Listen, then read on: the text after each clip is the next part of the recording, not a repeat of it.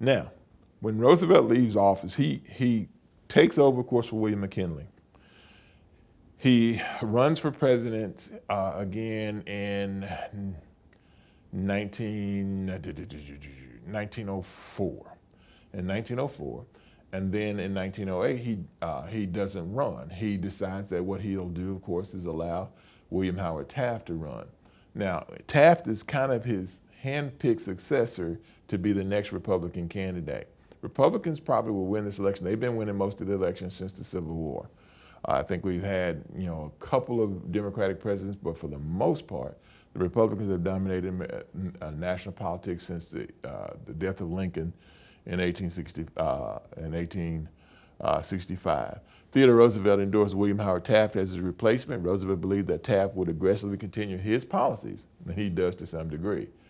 But Taft doesn't get the support of the American public like Roosevelt does. And a lot of the things that Taft does kind of pushes Roosevelt to kind of separate himself away from Taft a little bit.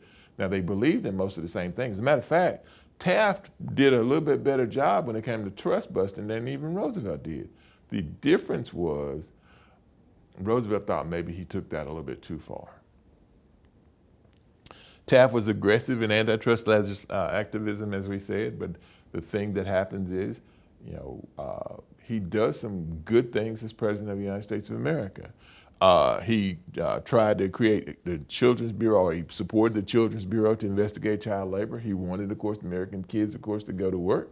And that was another thing that didn't endear him a lot to the American public. Once again, it was kind of a push, kind of pull kind of thing. Do you want your child, of course, to go to school and get an education, or do you want your child, of course, to work, of course, to support the American family? And in most cases, Americans were on the fence about that. Because of his aggressive pushing for the end of child labor, we're going to find it's going to be one of the things that's going to cause him also to be a little less popular than Theodore Roosevelt. His greatest legacy was causing a rift in the Republican Party, though, which caused them to lose the election in 1912.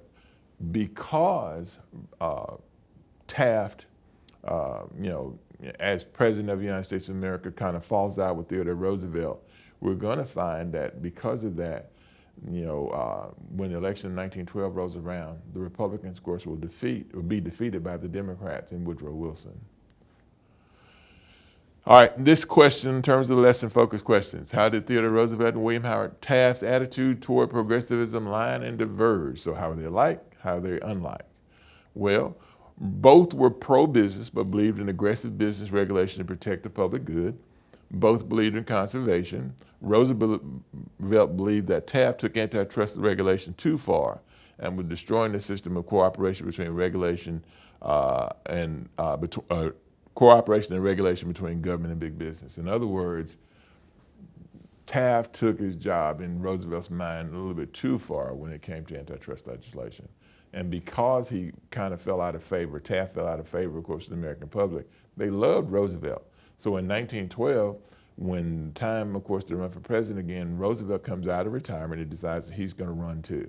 And when he decides to run, of course, what it basically did is you have two Republicans running against one Democrat. Well, that's not a good thing. All right, a couple of practice questions. We have a quote here from The Jungle. This is the excerpt from The Jungle in 1906. There would come all the way back from Europe old sausage that had been rejected and that was moldy and white. It would be closed with borax and glycerin and dumped into the hoppers and made over again for home consumption. There would be meat stored in great piles in rooms, and the water from leaky roofs would drip over it, and thousands of rats would race about upon it. And they would actually take this meat and sell it to the American public. After they've sent it overseas to Europe and they didn't want it, send it back here, they cleaned it up a little bit, and then sell it to the American public. Which cabinet department was tasked with addressing this type of consumer problem?